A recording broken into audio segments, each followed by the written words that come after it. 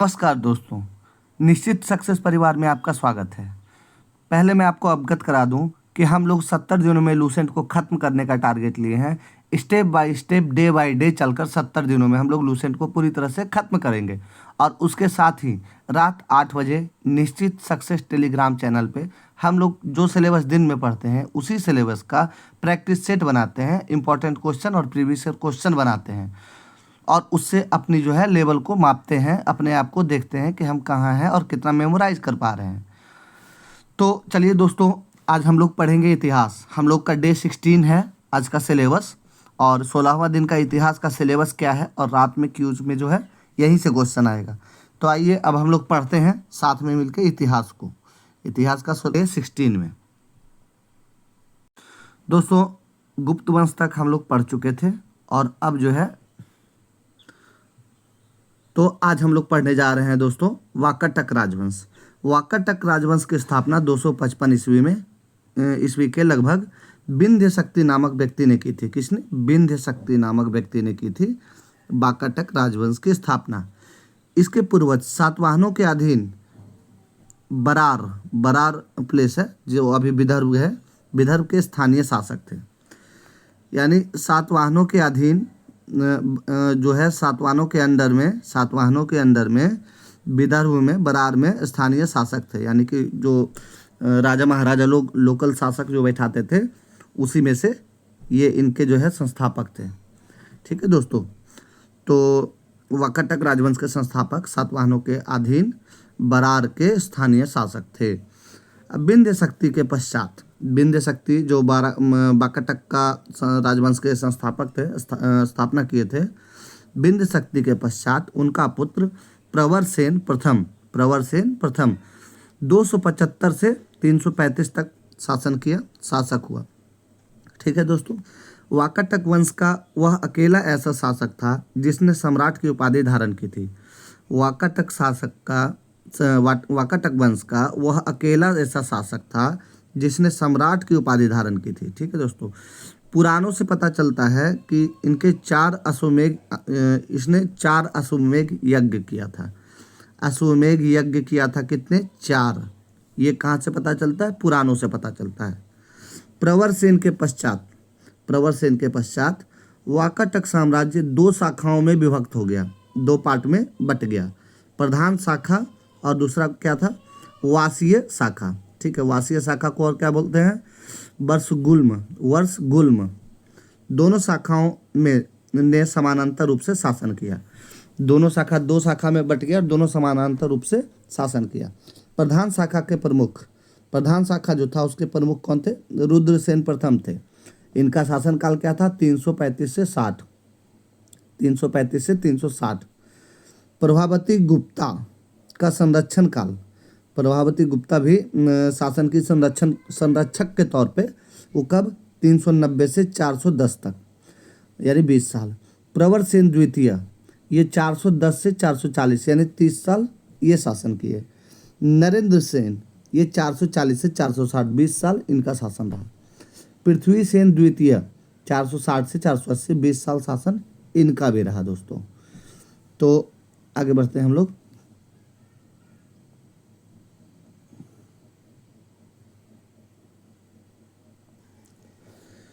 गुप्त शासक चंद्रगुप्त द्वितीय के पुत्र प्रभावती गुप्ता का विवाह। गुप्त शासक जो थे पीछे हम लोग पढ़े, चंद्रगुप्त द्वितीय ने अपनी पुत्री प्रभावती गुप्ता कौन थी?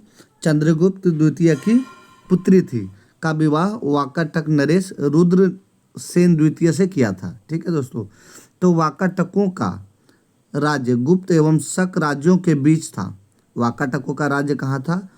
एक साइड में गुप्त वंश का था साम्राज्य और दूसरे वंश में शक राज्यों का। इन दोनों के बीच में वाकाटक राजवंश था। तो राज्यों पर विजय प्राप्त करने के लिए चंद्रगुप्त द्वितीय ने इस संबंध को स्थापित किया था।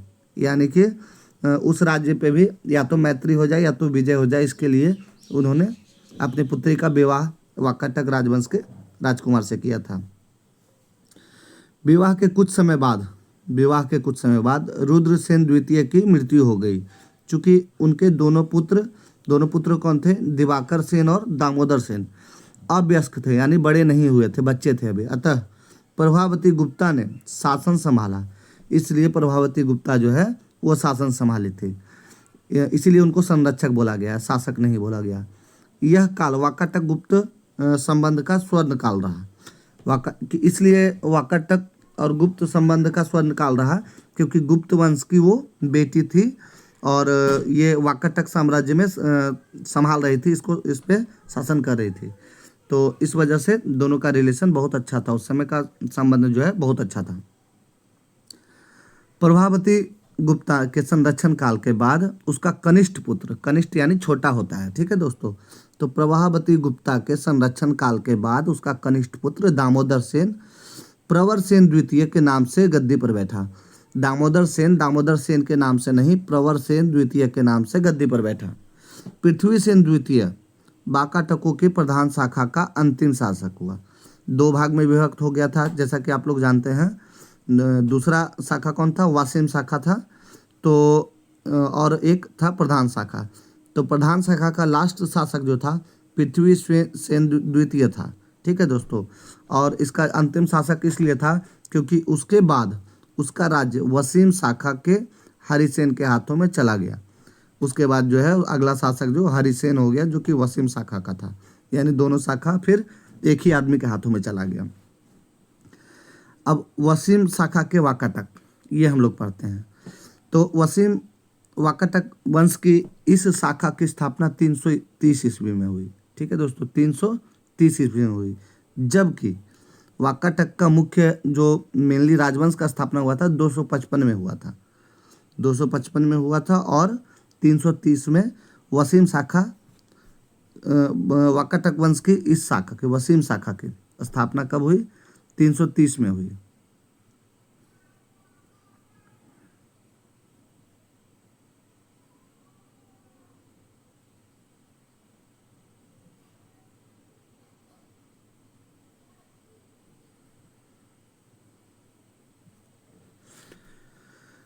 तो आगे बढ़ते हैं हम लोग। वाकाटक वंश की शाखा की स्थापना 330 ईस्वी में सम्राट प्रवर सेन के छोटे पुत्र सर्वसेन ने की थी, सर्वसेन ने की थी। उसने वत्सगुल्म नामक स्थान पर, वत्सगुल्म नामक स्थान पर एक स्वतंत्र राज्य की स्थापना की। वत्सगुल्म महाराष्ट्र के अकोला जिले में आधुनिक वासिम में स्थित था, जो अभी करेंटली उसका नाम क्या है? अभी वासिम नाम है। कहाँ? महाराष्ट्र जिला के अकोला जिला में वासिम नाम के स्थान पे स्थित था। वासिम शाखा के प्रमुख राजा कौन कौन थे? वासिम शाखा के प्रमुख राजा सर्वसेन थे, विंध्य शक्ति द्वितीय यानी 350 से 400 ईस्वी तक, प्रवर सेन द्वितीय 400 से 415 ईस्वी, हरिसेन 475 से 510 ईस्वी। हरिसेन वसीम शाखा का सर्वाधिक शक्तिशाली शासक था। कौन? हरिसेन वसीम शाखा का सर्वाधिक शक्तिशाली शासक था। यह वाकाटक वंश का अंतिम ज्ञात शासक है, यानी कि वाकाटक वंश का अंतिम जो है अभी तक ज्ञात शासक जो है जिसकी जानकारी है वो कौन है दोस्तों? हरिसेन। वाकाटक वंश के राजा प्रवर सेन द्वितीय ने मराठी प्राकृतिक काव्य सेतुबंध की रचना की थी। सेतुबंध एक प्राकृतिक काव्य है, उसकी रचना किसने की थी? प्रवर सेन द्वितीय ने, ठीक है। उस किस वंश के थे? वाकाटक वंश के थे। सर्वसेन ने हरि विजय नामक प्राकृतिक काव्य ग्रंथ लिखा था। क्या? हरि विजय नामक प्राकृतिक काव्य ग्रंथ लिखा था, ठीक है दोस्तों। संस्कृत की विदर्भी शैली, यानी संस्कृत की एक शैली है विदर्भी शैली का पूर्ण विकास वाकाटक नरेशों के दरबार में हुआ था। संस्कृत भाषा की विदर्भी शैली का पूर्ण विकास वाकाटक नरेशों के दरबार में हुआ था। कुछ विद्वानों का मत है कि चंद्रगुप्त द्वितीय के राजकवि, चंद्रगुप्त द्वितीय के जो नवरत्न थे दोस्तों, उसके राजकवि जो थे कालिदास जी थे। तो कालिदास ने कुछ समय तक प्रवर सेन द्वितीय की राजसभा में निवास किया था, कुछ समय इनके दरबार में निवास किया था। वहाँ उन्होंने उनके सेतुबंध का संशोधन किया तथा वैदर्भी शैली में अपना काव्य मेघदूत, मेघदूतम जो है किसके द्वारा लिखा गया है? कालिदास के द्वारा। पीछे भी हम लोग पढ़ चुके हैं। तो उसको जो है किस भाषा में? वैदर्भी शैली में अपने काव्य को लिखा यहीं पे। यानी कि माना जाता है कि वैदर्भी शैली का विकास माना जाता है कि जब कालिदास जी आए थे, उनके यहाँ रहे थे, तो उस समय वही वहाँ पे किए थे। वाकाटक नरेश जो है ब्राह्मण धर्मावलंबी थे, यानी कि वो ब्राह्मणों को बहुत आदर करते थे, बहुत मानते थे और उनके धर्मावलंबी थे। वे शिव और विष्णु के उपासक थे। वाकाटक नरेश जो है, वाकाटक नरेश ब्राह्मण धर्मावलंबी थे, वे शिव विष्णु के उपासक थे। वाकाटक नरेश जो थे पृथ्वीसेन द्वितीय के समान व्याघ्रदेव ने नचना के मंदिर का निर्माण करवाया था। व्याघ्रदेव जो थे वो कौन सा? नचना के मंदिर का निर्माण करवाया था। अजंता का 16वां तथा 17वां गुहा विहार और 19वें गुहा चैत्य का निर्माण वाकाटकों के शासनकाल में हुआ था। अजंता एलोरा के बारे में आप लोग सुने होंगे। तो उनका जो गुफा है उसमें से 16वां और 17वां गुहा विहार जो है और 19वें गुहा चैत्य जो है उसका निर्माण वाकाटकों के शासनकाल में हुआ था।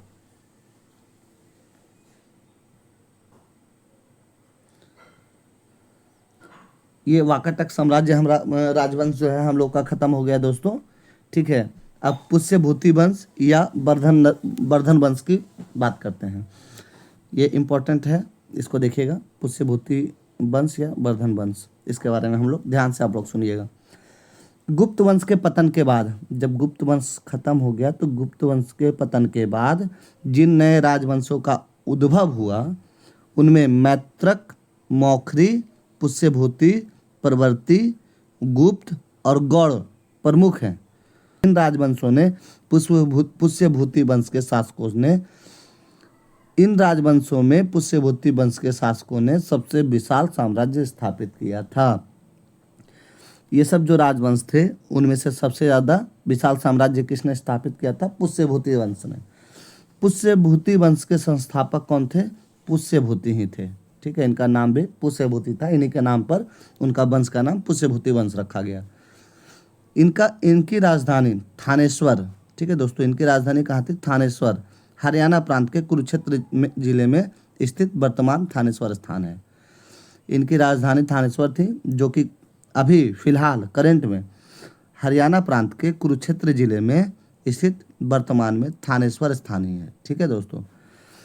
प्रभाकर वर्धन इस वंश की स्वतंत्रता का जन्मदाता था। कौन? प्रभाकर वर्धन इस वंश की स्वतंत्रता का जन्मदाता था तथा प्रथम प्रभावशाली शासक, जिसमें परम भट्टारक और महाराजाधिराज जैसे सम्मानीय जनक उपाधियां धारण की थी। वो कौन थे? प्रभाकर वर्धन थे। कौन कौन सी उपाधि धारण किए थे? परम भट्टारक और महाराजाधिराज जैसी सम्मानजनक उपाधियां धारण की थी। प्रभाकर वर्धन की पत्नी यशोमती, प्रभाकर वर्धन की पत्नी का नाम यशोमती था। उनके 2 पुत्र थे, राज्यवर्धन और हर्षवर्धन। हर्षवर्धन बहुत फेमस थे दोस्तों, राज्यवर्धन एवं हर्षवर्धन। और एक कन्या थी उनकी, उसका नाम था राज्यश्री, उत्पन्न हुई। राज्यश्री का विवाह कन्नौज के मौखरी राजा ग्रहम वर्मा के साथ हुआ था। राज्यश्री जो उनकी बेटी थी प्रभाकर वर्धन की, उनका विवाह जो हुआ वो मौखरी के राजा, कन्नौज के जो राजा थे मौखरी के, वो ग्रहम वर्मा के साथ हुआ था। मालवा के शासक देवगुप्त ने ग्रहम वर्मा की हत्या कर दी थी। कौन?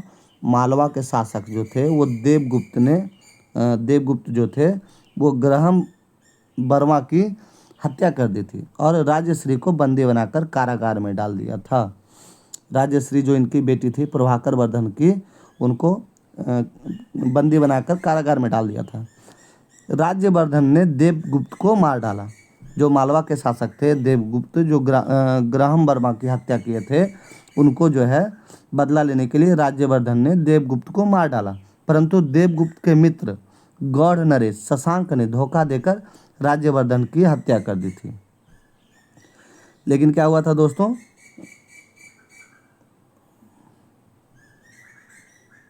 राज्यवर्धन कौन थे? राज्यवर्धन, जो उनकी बहन को कैद किया हुआ था राजश्री को, उनके बड़े भाई थे राज्यवर्धन। तो राज्यवर्धन बदला लेने के लिए क्या किए थे कि देवगुप्त को तो मार दिए थे, परंतु देवगुप्त का एक मित्र था, गौड़ का नरेश था शशांक, वो धोखा देकर राज्यवर्धन की हत्या कर दिया था धोखे से। तो शशांक शैव धर्म का अनुयायी था। शशांक जो था वो शैव धर्म का अनुयायी था, जो कि राज्यवर्धन को मारा था। शैव धर्म का अनुयायी था। इसने बोधि वृक्ष बोध गया को कटवा दिया था। देखिए दोस्तों, जो बोधि वृक्ष जहाँ पे भगवान बुद्ध को ज्ञान की प्राप्ति हुई, बोध गया में जो अवस्थित है बिहार के, तो उसको उस वृक्ष को कटवा दिया था। तो वो वृक्ष नहीं, पीढ़ी दर पीढ़ी चलते आ रहा है। अभी वहाँ पे कई पीढ़ियों का पेड़ लग चुका है। तो वो जो मुख्य वृक्ष था, वो वृक्ष जो है उसको कटवा दिया गया था। किसके द्वारा? शशांक के द्वारा। क्यों? क्योंकि वो शैव धर्म को मानते थे और ये बौद्ध धर्म चल रहा था, इस वजह से। अब आगे बढ़ते हैं। राज्यवर्धन की मृत्यु के बाद 606 ईस्वी में 16 वर्ष की अवस्था में, राज्यवर्धन की मृत्यु के बाद, जो राज्यवर्धन राजश्री के भाई थे और हर्षवर्धन के बड़े भाई थे, की मृत्यु के बाद 606 ईस्वी में 16 वर्ष की अवस्था में हर्षवर्धन थानेश्वर की गद्दी पर बैठा। क्योंकि अब छोटे थे और यही एक थे, तो इन्हीं को गद्दी पे बैठाया गया। हर्ष को शिलादित्य के नाम से भी जाना जाता है। हर्ष को शिलादित्य के नाम से भी जाना जाता है। इसने परम भट्टारक नरेश की उपाधि धारण की थी। परम भट्टारक नरेश की उपाधि धारण की थी। किसने? हर्षवर्धन। इसका अर्थ होता है सर्वोच्च एक छत्र राजा या शासक। ठीक है दोस्तों, परम भट्टारक का जो अर्थ है वो सर्वोच्च यानी सर्वश्रेष्ठ, अपने आप को जो एक छत्र राजा के रूप में घोषित कर देते थे। तो हर्षवर्धन ने भी इस उपाधि को धारण किया था। हर्ष ने शशांक को पराजित किया। कौन शशांक? जो इनके बड़े भाई की हत्या किया था और बोधि वृक्ष को कटवाया था।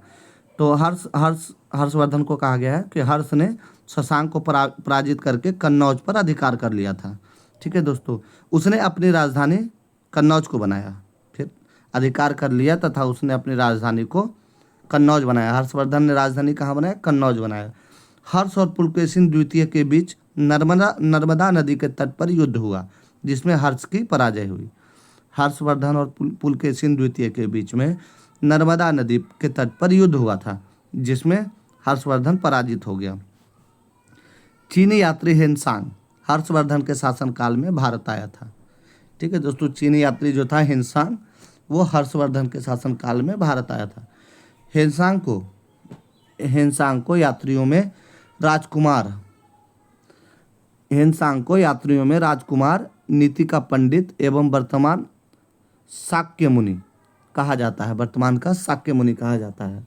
वह नालंदा विश्वविद्यालय में पढ़ने एवं बौद्ध ग्रंथ संग्रह करने के उद्देश्य से भारत आया था।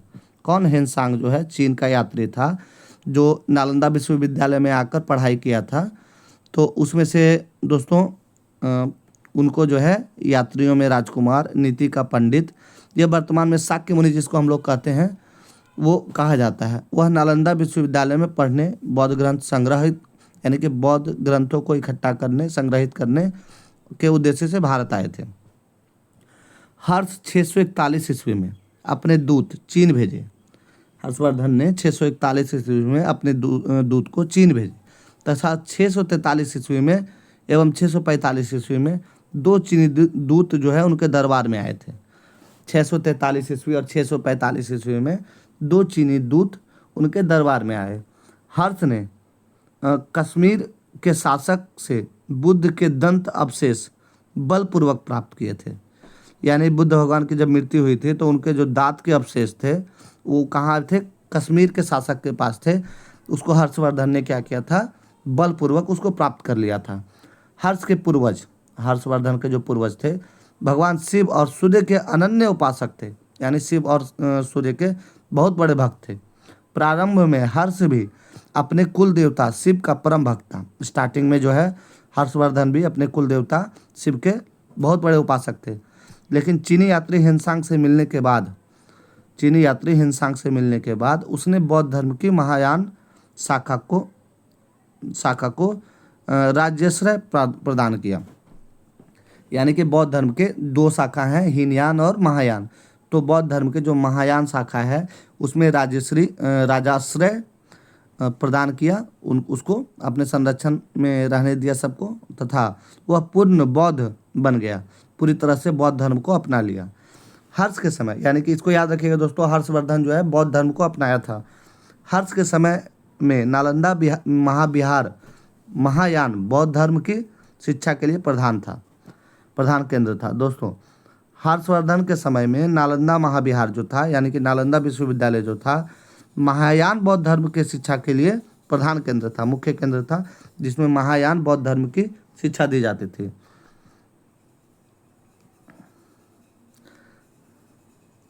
हर्ष के समय में प्रयाग में प्रति 5वें वर्ष एक समारोह आयोजित होता था। कहाँ? प्रयाग में। हर्षवर्धन के समय में प्रयाग में प्रति 5वें वर्ष एक समारोह आयोजित किया जाता था, जिसे महामोक्ष परिषद, क्या नाम था जिसका? महामोक्ष परिषद, यानी मोक्ष प्राप्त करने के लिए जो परिषद बनाया गया था, ग्रुप था, मंडली था, उसको महामोक्ष परिषद कहा जाता था। हेनसांग स्वयं 6ठे समारोह में सम्मिलित हुए थे। हर जो 5 वर्षों पे लगता था तो उसमें हेनसांग जो थे वो 6ठे समारोह में सम्मिलित हुए थे। कौन? हेनसांग जो चीन से आए थे, चीन यात्री थे। बाणभट्ट हर्ष के दरबारी कवि थे। कौन? बाणभट्ट जो थे वो हर्षवर्धन के दरबारी कवि थे। उन्होंने हर्ष चरित्र एवं कादम्बरी की रचना की। किसने? बाणभट्ट ने। ये क्वेश्चन आता है कि हर्ष चरित्र किसके द्वारा लिखा गया, तो बाणभट्ट के द्वारा लिखा गया। यह कादम्बरी पुस्तक किसके द्वारा रचना की गई, तो बाणभट्ट के द्वारा। हर्षवर्धन के दरबारी कवि थे दोस्तों। बाणभट्ट के गुरु कौन थे? भरचू थे। वर्चू, ठीक है दोस्तों, भरचू थे बाणभट्ट के गुरु। प्रियदर्शिका, रत्नावली तथा नागानंद नामक 3 संस्कृत नाटक ग्रंथों की रचना हर्ष ने की थी। हर्षवर्धन भी अपने आप में बहुत पढ़ा लिखा, बहुत ज्ञानी और ये नॉलेजेबल था। इसने भी 3 बुक की रचना की थी, प्रियदर्शिका, रत्नावली और नागानंद। ठीक है दोस्तों। कहा जाता है कि धावक नामक कवि ने हर्ष से पुरस्कार लेकर उसके नाम से ये 3 नाटक लिख दिए थे। ये भी कहा जाता है दोस्तों कि धावक नामक एक कवि थे जो हर्षवर्धन से पुरस्कार लेकर, पैसे लेकर, उसके नाम पे, हर्षवर्धन के नाम से ये तीनों नाटक लिख दिए थे। हर्ष को भारत का अंतिम हिंदू सम्राट कहा गया है, लेकिन वह न तो कट्टर हिंदू था और न ही सारे देश का शासक था। हर्षवर्धन को भारत का अंतिम हिंदू सम्राट कहा गया, लेकिन वह न तो कट्टर हिंदू था और न ही सारे देश पर शासन करता था। हर्ष के अधीनस्थ शासक महाराज अथवा महासामंत कहे जाते थे। हर्षवर्धन के अधीन जो रहते थे शासक दोस्तों, उनके अंडर में जो कार्य करते थे, उनको या तो महाराज कहा जाता था या तो महासामंत कहे जाते थे। हर्ष के मंत्री परिषद में मंत्री को सचिव या अमात्य कहा जाता था। हर्ष के मंत्री परिषद में मंत्री को सचिव, मंत्री को क्या कहा जाता था? सचिव कहा जाता था या अमात्य कहा जाता था। मंत्री परिषद के मंत्री को प्रशासन की सुविधा जो है, प्रशासन की जो सुविधा के लिए हर्ष का साम्राज्य कई प्रांतों में विभाजित था। प्रांत को भुक्ति कहा जाता था, जो बहुत सारे पार्ट में बटा हुआ था, छोटे छोटे टुकड़ों में, तो उसको जो है एक प्रांत को क्या कहते थे? भुक्ति कहते थे। भुक्ति के नाम से जाना जाता था। प्रत्येक भुक्ति का शासक राज्यस्थायी, उपरीक अथवा राष्ट्रीय कहलाता था। जो हर प्रांत का शासक था उसको क्या कहा जाता था? राज्य स्थानीय, ठीक है दोस्तों, या फिर उपरीक या राष्ट्रीय कहलाता था।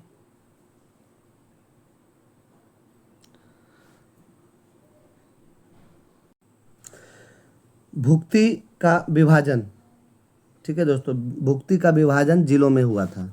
भुक्ति जो था, जो कि अलग छोटे छोटे प्रांतों में बटा हुआ था, उसको भुक्ति कहा गया।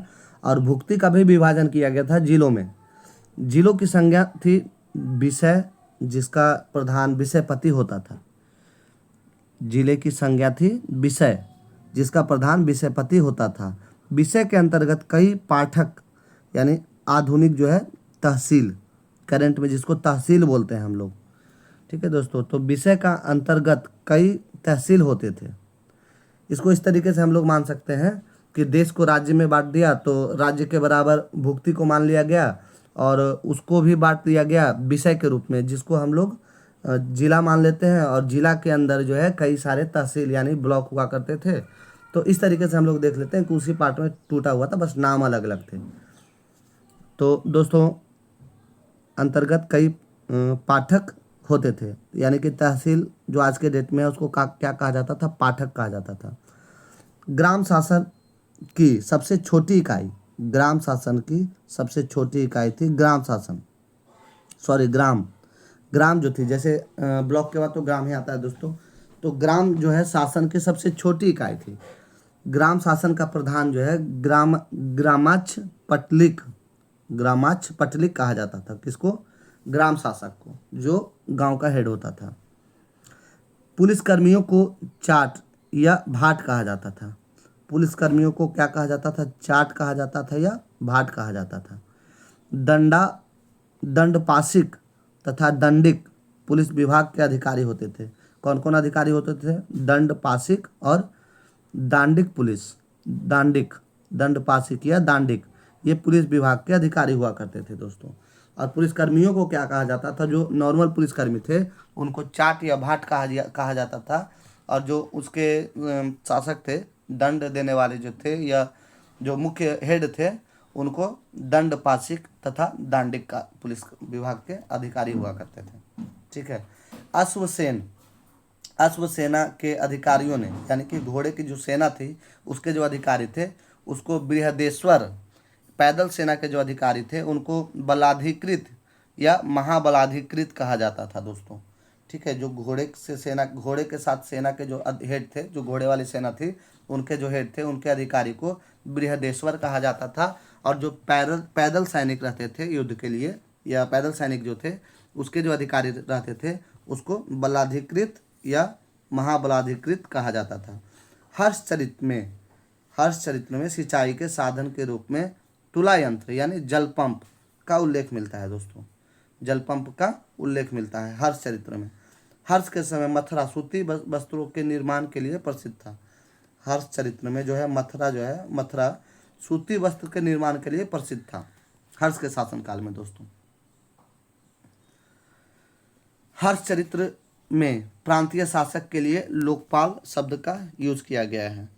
प्रांतीय शासक, हर्षचरित्र में प्रांतीय जो शासक थे उसके लिए लोकपाल शब्द का यूज किया गया है।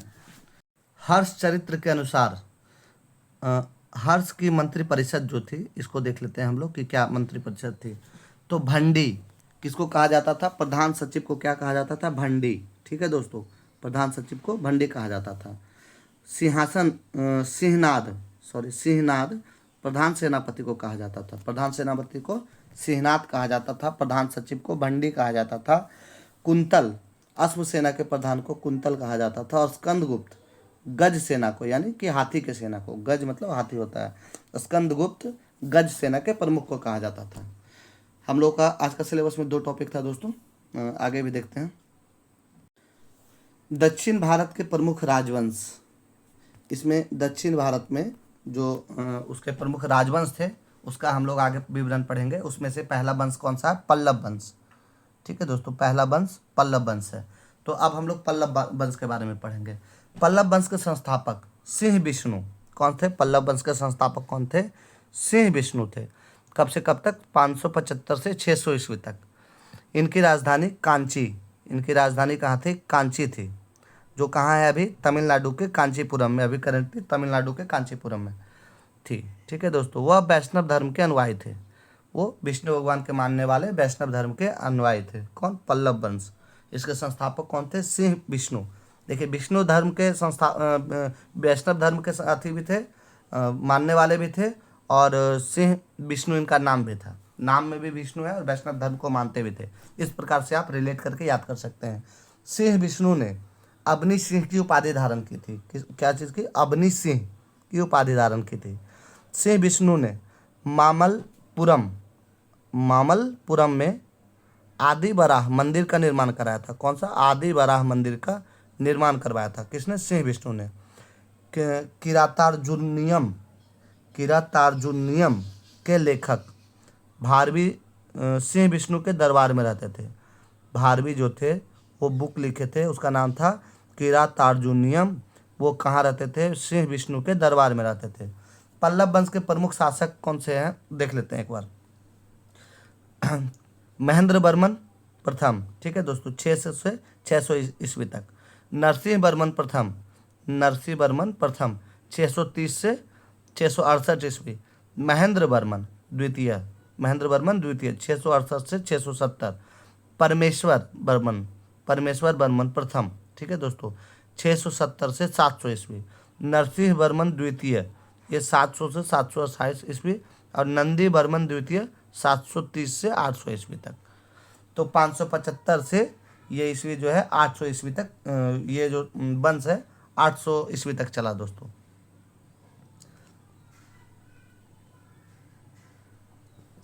अब हम लोग आगे पढ़ते हैं। मतलीवास, मतलीवास प्रहसन की रचना जो है महेंद्र वर्मन ने की थी। क्या किस चीज़ की? मतलीवास प्रहसन की रचना महेंद्र वर्मन ने की थी। महेंद्र वर्मन शुरू में जैन मातावलंबी थे, यानी कि स्टार्टिंग में वो जैन धर्म को मानते थे, परंतु बाद में तमिल संत अप्पर के प्रभाव में आकर, तमिल के संत जो थे वो अप्पर उनका नाम था, उनके प्रभाव में आकर शैव बन गए। फिर से शैव धर्म को मान लिए, शिव जी को मानने लगे। महाबलीपुरम के एकाश्व मंदिर, एकाश्व मंदिर जिन्हें रथ कहा जाता था, एकाश्व मंदिर जिन्हें रथ कहा गया है, का निर्माण पल्लव राजा नरसिंह वर्मन प्रथम के द्वारा करवाया गया था। महाबलीपुरम का मंदिर, ये देखिए बहुत इंपॉर्टेंट है दोस्तों। उस मंदिर का नाम एकाश्व मंदिर भी कहा गया है। उसका निर्माण नरसिंह वर्मन प्रथम ने करवाया था। ये क्वेश्चन आता है कि महाबलीपुरम मंदिर किसके द्वारा बनवाया गया था? तो नरसिंह वर्मन प्रथम के द्वारा बनवाया गया था, ठीक है दोस्तों। उसको क्या कहा जाता है? रथ मंदिर कहा जाता है। रथ मंदिरों की संख्या 7 है। रथ मंदिरों की संख्या कितनी है? 7 है। रथ मंदिरों में सबसे छोटा द्रौपदी रथ है, जिसमें किसी प्रकार की अलंकरण नहीं मिलता है। अब आगे बढ़ते हैं। बात्पीकोंड व महामल्ल की उपाधि नरसिंह वर्मन प्रथम ने धारण की थी। बात्पीकोंड व महामल्ल की उपाधि नरसिंह वर्मन प्रथम ने धारण की थी। इसके शासनकाल में चीनी यात्री हुएन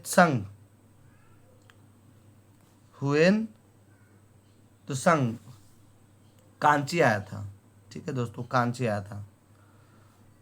परमेश्वर वर्मन ने प्रथम शैव मतानुयायी, परमेश्वर वर्मन जो था वो पहला शिव जी का जो है शैव मतानुयायी था।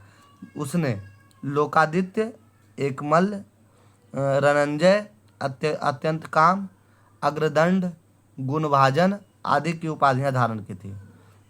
परमेश्वर वर्धन दोस्तों बहुत सारी उपाधियां धारण किए थे। उसमें से लोकादित्य है, एकमल्ल, रनंजय, अत्यंत काम, अग्रदंड, गुणभाजन आदि की उपाधियां धारण की थी।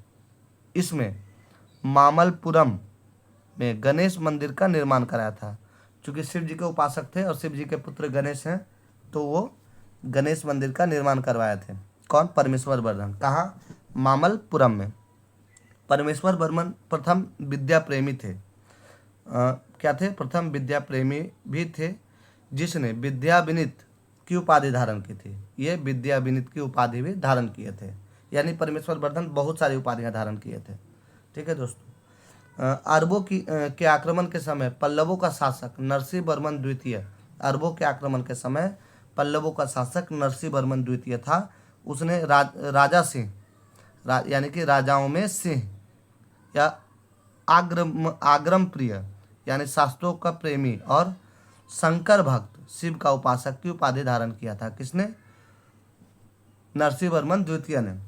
वो सबसे इम्पोर्टेंट यहाँ है दोस्तों कि अरबों का आक्रमण जब हुआ था तब किसका शासन था? पल्लवों के शासक में कौन थे? नरसिंह वर्मन द्वितीय शासन कर रहे थे जब अरबों का आक्रमण हुआ था भारत में। तो ये कौन कौन सा उपाधि धारण किए थे? राजा सिंह का, यानी राजाओं में सिंह, अग्रम प्रिय यानी शास्त्रों के प्रेमी, और शंकर भक्त यानी शिव के उपासक की उपाधि धारण की। उसमें उसने कांची के कैलाशनाथ मंदिर का निर्माण कराया। यानी कि अब आ गया कांची। कांची के शिव मंदिर या कैलाशनाथ मंदिर का निर्माण किसने करवाया था? नरसिंह वर्मन द्वितीय ने करवाया था दोस्तों। नरसिंह वर्मन द्वितीय। कौन सा? कांची का कैलाश मंदिर, जिसे राज्य सिद्धेश्वर मंदिर भी कहा जाता है। क्या? राज्य सिद्धेश्वर मंदिर भी कहा जाता है। इसी मंदिर के निर्माण से द्रविड़ स्थापत्य कला की शुरुआत हुई। द्रविड़ शैली दोस्तों, तो मंदिर बनाने की शैलियाँ हैं, उसमें से द्रविड़ शैली की स्थापना इसी समय हुई थी। महाबलीपुरम में शोर मंदिर का भी निर्माण नरसिंह वर्मन द्वितीय ने करवाया था। महाबलीपुरम में शोर मंदिर का निर्माण भी नरसिंह वर्मन द्वितीय ने करवाया था। कांची के कैलाशनाथ मंदिर में कांची के कैलाशनाथ मंदिर में पल्लव राजाओं और रानियों की आदमकद तस्वीरें लगी हुई है। यानी कि इनकी जो है तस्वीरें लगी हुई है दोस्तों, कांची के कैलाश मंदिर में पल्लव राजाओं की और रानियों की। दोस्तों यहाँ नोट हम लोग पढ़ते हैं। एलोरा की गुफा मंदिर के संख्या 16 में कैलाशनाथ मंदिर के बाईं दीवार पर 8वीं शताब्दी में बनाई गई थी। ये जो 16वां कैलाशनाथ का मंदिर का चित्र है दोस्तों, तो एलोरा की गुफा में वो 8वीं शताब्दी में बनाई गई थी। तो एलोरा की कुल कितनी गुफाएं हैं दोस्तों? एलोरा में कुल 34 गुफाएं हैं, जिसमें 12 बौद्ध, 17 जो है वो हिंदू और 5 जैन धर्म की है गुफाएं हैं। ठीक है दोस्तों, बौद्ध गुफाएं 1 से 12 तक है, काउंटिंग में 1 से 12 तक बौद्ध गुफाएं हैं। हिंदू गुफाएं 13 से 29 तक है और जैन गुफाएं 30 से 34 तक है। यानी जैन गुफाएं 5, हिंदू गुफाएं 17 और बौद्ध गुफाएं 12। ठीक है दोस्तों, एलोरा की गुफाओं का जिक्र आया है तो हम लोग अजंता की गुफाओं के बारे में चर्चा कर लेते हैं एक नज़र। तो अजंता की गुफा जो है उसकी गुफाओं की संख्या कितनी है? 29 है दोस्तों। और अजंता की गुफाएं जो है वो बौद्ध धर्म के लिए प्रचलित है, बौद्ध धर्म का है, जिसमें से 29 में से 25 है बिहार है। बिहार किसको बोलते हैं? आवासीय गुफाओं को बोलते हैं, जहाँ पे रहने योग्य होता है। तो 29 में से 25 बिहार है और 4 चैत्य है। 4 जो गुफा है वो चैत्य है। चैत्य यानी कि प्रार्थना कक्ष, जहाँ पे प्रार्थना किया जाता है, जो कि महाराष्ट्र के औरंगाबाद जिले में स्थित है दोस्तों। तो अब हम लोग आगे बढ़ते हैं यहाँ पे। तो एलोरा की गुफा की संख्या 16, यानी कि गुफा की संख्या 16 में कैलाश मंदिर के बाईं दीवार पर 8वीं शताब्दी में बनाई गई आकृति में रावण को कैलाश पर्वत हिलाते हुए दिखाया गया है। ठीक है दोस्तों, रावण को कैलाश पर्वत को हिलाते हुए दिखाया गया, जिस पर शिव एवं पार्वती लोगों के साथ विराजमान हैं। अब आगे हम लोग बढ़ेंगे, इसी में थोड़ा सा और बचा है दोस्तों। 10 कुमार चरित्र 10 कुमार चरित्र के लेखक कौन है? नरसिंह वर्मन द्वितीय। दंडी, नरसिंह वर्मन जो लेखक हैं उनका नाम दंडी है। वो नरसिंह वर्मन द्वितीय के दरबार में रहते थे। कौन से बुक लिखे हैं? 10 कुमार चरित्र। कांची के मुक्तेश्वर मंदिर तथा बैकुंठ पेरुमाल मंदिर का निर्माण नंदी वर्मन द्वितीय ने करवाया था। नंदी वर्मन द्वितीय दोस्तों, ठीक है, क्या करवाया था नंदी वर्धन ने? कांची के मुक्तेश्वर मंदिर, कांची का मुक्तेश्वर मंदिर, नंदीवर्धन द्वितीय। ये सब याद रखिएगा दोस्तों, मंदिर के बारे में पूछ दिया जाता है कि कांची का मुक्तेश्वर मंदिर का निर्माण किसने करवाया था? तो किसने? नंदी वर्मन द्वितीय ने करवाया था। और बैकुंठ पेरुमाल मंदिर का भी निर्माण किसने करवाया था? नंदी वर्मन द्वितीय ने कराया था। प्रसिद्ध वैष्णव संत, जो वैष्णव संत थे उस समय के सबसे प्रसिद्ध, तिरुमलई अलवार नंदी वर्मन द्वितीय के समकालीन थे। यानी कि समकालीन मतलब दोनों एक समय में धरती पे थे, समान काल में, तो समकालीन थे। ठीक है दोस्तों, नंदी वर्मन तृतीय, नंदी वर्मन तृतीय जो थे शैव माता अनुयायी थे, यानी कि शिव जी के भक्त थे, उनको मानने वाले थे। उसकी राज्यसभा में तमिल भाषा का प्रसिद्ध कवि संत पेरुंदेवनार क्या थे? तमिल भाषा के प्रसिद्ध कवि थे, निवास करते थे किसके दरबार में? नंदी वर्मन के दरबार में। वो कैसे थे? शैव मतानुयायी थे। जिसने भारत बेसवा नामक ग्रंथ की रचना की थी। किसने? संत पेरुंदेवनार ने कौन सी बुक लिखी थी? भारत बेसना नामक ग्रंथ की रचना की थी। पल्लव वंश का अंतिम शासक कौन थे? कंप वर्मा। ठीक है दोस्तों, पल्लव वंश के अंतिम शासक कौन थे? कंप वर्मा। कब? 1948 से 980 ईस्वी तक। 1948 से 980 ईस्वी तक थे। पल्लव काल में कवि भारवी की लोकप्रिय रचना किरातार्जुनीयम थी। पल्लव काल की कवि भारवी की लोकप्रिय रचना कौन थी? किरातार्जुनीयम। यहाँ तक हम लोग का इसको पल्लव वंश खत्म हो गया दोस्तों। तो अब हम लोग आज का सिलेबस यहीं तक रहने देते हैं। दोस्तों आप लोग के इतना मेहनत कर रहे हैं तो कम से कम वीडियो को लाइक कर दिया कीजिए, चैनल को सब्सक्राइब कर दिया कीजिए दोस्तों, ताकि हमें भी आगे भी इस चीज़ को करते रहने में अच्छा लगेगा और लगेगा कि आपको पसंद आ रहा है। और इसमें कुछ और मॉडिफिकेशन की ज़रूरत है, आपको कुछ और चाहिए तो आप कमेंट में लिख सकते हैं। और जो हमारा आज जो अभी हम लोग पढ़ाई किए हैं इसका क्यूज का जो सिलेबस है वो अभी हम लोग को नीचे आपको डिस्क्रिप्शन में इसका लिंक मिल जाएगा और कमेंट में भी मैं पिन कर दूंगा उसको, ताकि आप उसको अभी जो पढ़े हैं उसका प्रैक्टिस सेट शाम में 8 बजे, रात में 8 बजे टेलीग्राम चैनल पे मार सकते हैं, उसको ज्वाइन कर लीजिएगा, ताकि आप अभी जो पढ़े हैं उसमें से आप देखिएगा कि आप कितना बना पा रहे हैं, क्योंकि जितना भी क्वेश्चन उसमें रहेगा दोस्तों आज के पढ़े हुए सिलेबस से ही रहेगा। साथ बने रहने के लिए धन्यवाद। आपका दिन शुभ हो दोस्तों।